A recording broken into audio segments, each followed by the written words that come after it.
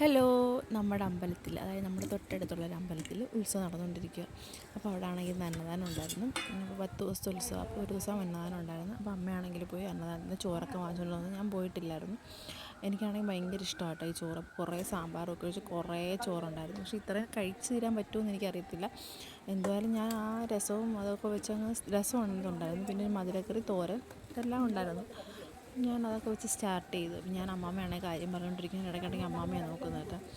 അമ്മാമ്മയായിട്ട് കാര്യം പറഞ്ഞ് ഞാൻ ആ ചോറ് നല്ല ടേസ്റ്റ് ഉള്ളതുകൊണ്ട് തന്നെ ഞാനാണെങ്കിൽ ഒരുവിധമൊക്കെ നന്നായിട്ട് കഴിച്ചിട്ടുണ്ട്. കാരണം എൻ്റെ വയറാണെങ്കിൽ നിറഞ്ഞിട്ട് ഡുമ്മായി.